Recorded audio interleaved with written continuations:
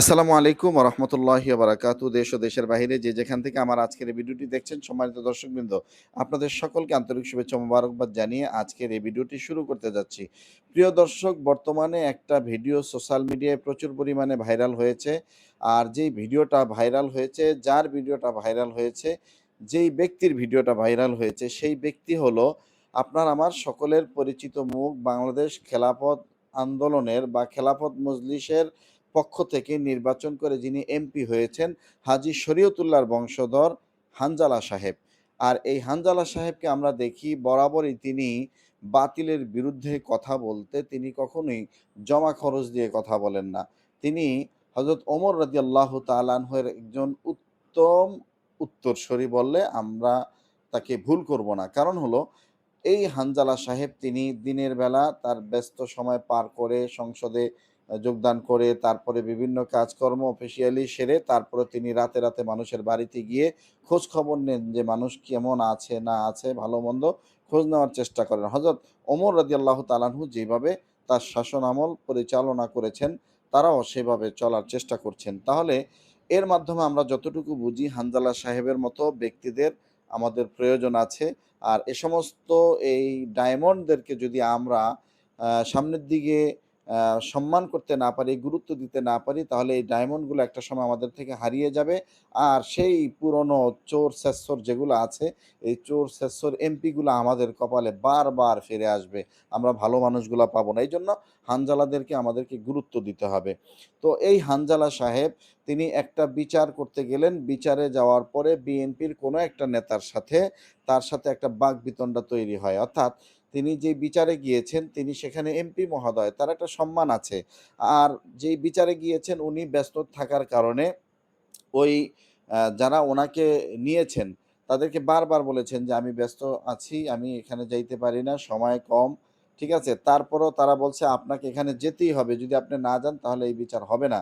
তখন এই হানজালা সাহেব তাদের কথা রক্ষার্থে সেই বিচারে বেশ কয়েকদিন পরে অংশগ্রহণ করেন।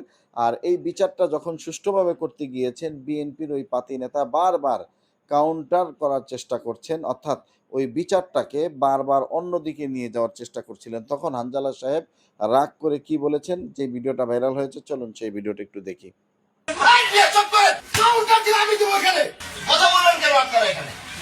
আপনি ওনার কেন কাউন্টার দিলেন? কেন আপনি কাউন্টার কেন দিলেন? আপনি চুপ করেন।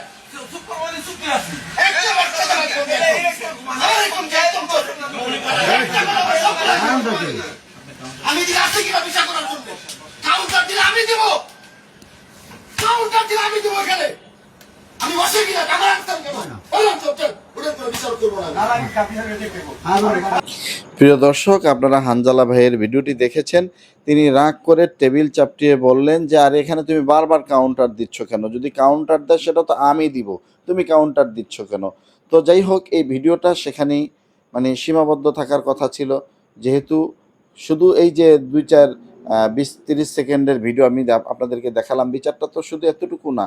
কোনো ব্যক্তি এটাকে ভিডিও করলেন, ভিডিও করে যতটুকু মানে মানে কাটছাঁট করে ছাড়লে হানজালার মতো ব্যক্তিদেরকে কালারিং করা যায়, মানুষের কাছে খারাপ বানানো যায়, অতটুকুই কাটছাঁট করে ভিডিওটা ছেড়েছে। আর এটা বাংলাদেশের হলুদ মিডিয়া পাওয়ার পরে তালকে তিল বানিয়ে এমনভাবে প্রচার করার চেষ্টা করছেন, হানজালাকে জঙ্গি হিসাবে তকমা দেওয়ার চেষ্টা করছেন, হানজালাকে খারাপ মানুষ হিসাবে মানুষের কাছে একটা কালারিং, এটা ট্যাগ দেওয়ার চেষ্টা করছেন। এরপরে হানজালা সাহেব যখন জানতে পারলেন যে আসলে তার সেই ভিডিওটা ভাইরাল হয়েছে, তখন এই হানজালা কি বললেন, দর্শক সেই ভিডিওটা একটু দেখেন।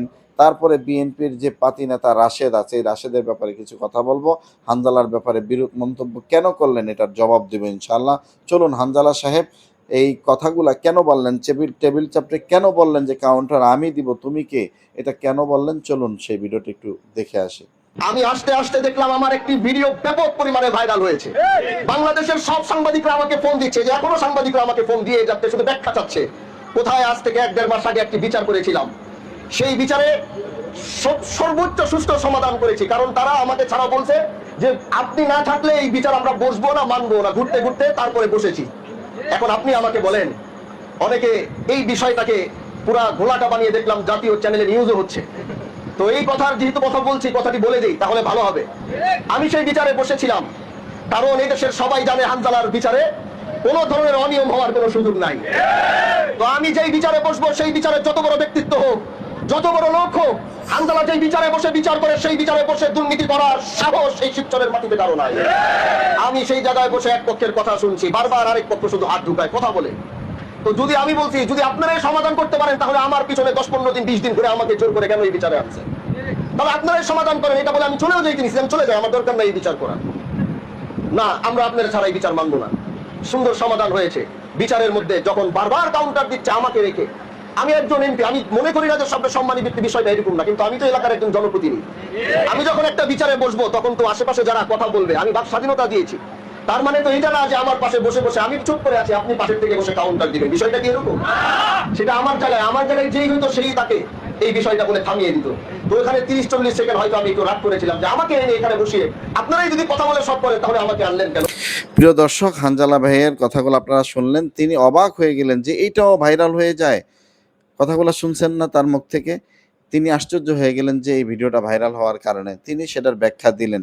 এখন আপনারাই বলেন, যে ব্যাখ্যা দিয়েছেন এটা কি যথাযথ না? যথেষ্ট সুন্দর কথা বলেছেন যে এই কারণে আমি এই কথাগুলো বলেছি। তো বিষয়টা এই পর্যন্তই শেষ হয়ে যেতে পারত, কিন্তু আমি মনে করি প্রত্যেকটা দলের মধ্যে কিছু চাটুকার থাকে। হ্যাঁ, তো বিএনপির মধ্যে এই রাশেদ, আপনারা জানেন এই রাশেদ ছিল মানে ওই ভিপি নূরের দলের লোক। আর এই রাশেদ শেষ পর্যন্ত দলের সাথে সরাসরি ইউটার্ন নিয়ে পোল্টি মেরে বিএনপির দলে যোগ দিয়া সে এমপি হয়েছেন এই রাশেদ। আর এই রাশেদ কি কথা বলছেন হানজালার ব্যাপারে, চলুন আমরা একটু ভিডিওটা একটু দেখে আসি। ওই বিএনপির নেতা কিন্তু হানজালা এমপির কানের নিচে একদম 5টা থাপ্পড় মেরে দিত। এই হানজালা নাম, বিশাল পাগড়ি পরে, মানে দেখে মনে হয় যে কি দেবতা। আজকে কি করেছে দেখেছেন? বিএনপির একজন নেতাকে কি ভাষায় হুমকি দিয়েছে। এর আগে বলেছিল যে আমি খোঁচাখুচি করেন না, আমি হানজালা, চাইলে না চাইলে বিএনপি দেশে রাজনীতি করতে পারবেন। মানে কত বড় টাউট দেখেন, মাথায় পাগড়ি। আজকে সে বিএনপির নেতার লোকে কি ধরনের টক্করবাজি করলো, মানে বিএনপি কতটা ধৈর্যশীল। আমি এতটুকু বলতে চাই। প্রিয় দর্শক, রাশেদের কথাগুলো আপনারা শুনতে পেরেছেন। একজন আলেমের ব্যাপারে এই বেয়াদব কি মন্তব্য করেছে। বিএনপি নেতা নাকি হানজালার কানের গোড়ায় নাকি 5টা থাপ্পড় মারতে পারতেন। হানজালা কি সেখানে বৈশা ললিপপ চুষত? বেটা বেয়াদব রাশেদ, তোকে বলতেছি, হানজালা কি সেখানে বৈশা ললিপপ চুষত? তোর মতো রাশেদ রে, ওই যে মানে বিএনপি নেতা তো মনে কর যে হানজালারে 5টা থাপ্পড় না, তোর মতো রাশেদের যদি আমার মতো ব্যক্তি যদি 5টা গানের গোড়ায় থাপ্পড় মারি, তাহলে আমার কি বিশাল কিছু হয়ে যাবে? না। কারণ কি, কেন হবে না? তোর মতো বেয়াদব রে 5টা না, জুতা দিয়ে 10টা বাড়ি দিলেও কিছু আসবে যাবে না। কারণ তুই হানজালার মতো ব্যক্তিরে তুই অপমান করে কথা বলেছিস যে হানজালার কানের গোড়ায় 5টা থাপ্পড় মারতো। বেটা বেয়াদব, কথা বলার সময় সাবধানে কথা বলবি, কারণ তুই তোর নিজের দিকে তাকায় কথা বলবি। তুই কোত্থেকে উঠে এসেছিস আমরা তোকে ভালো করেই চিনি, ঠিক আছে?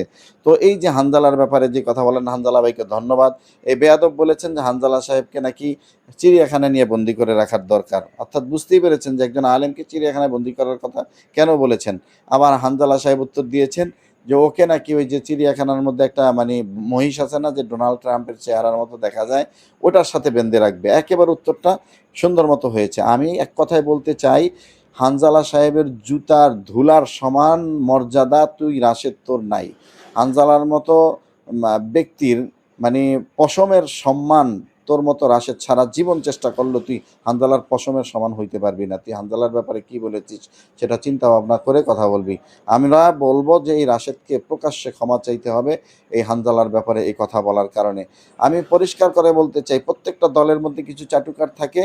আর দেখবেন এই চাটুকারগুলাই সবসময় এই যে বিভিন্ন দল, বিরোধী দল, মূল দল যারা আছে, দেশের মধ্যে একটা বিশৃঙ্খলা সৃষ্টি করতে চায়। আর এই রাশেদরা হলো সেই বিশৃঙ্খলা সৃষ্টিকারী দলের সেই সদস্যের অন্তর্ভুক্ত, সেই সদস্য হিসাবে আমরা রাশেদকে চিহ্নিত করলাম। প্রিয় দর্শক, ভিডিওটা শেয়ার করে দিবেন এবং এই রাশেদের মন্তব্যের ব্যাপারে আপনারা গুরুত্বপূর্ণ মতামত কমেন্ট বক্সে লিখবেন। ভিডিওটা প্রচুর পরিমাণে শেয়ার করে দিবেন। আসসালামু আলাইকুম।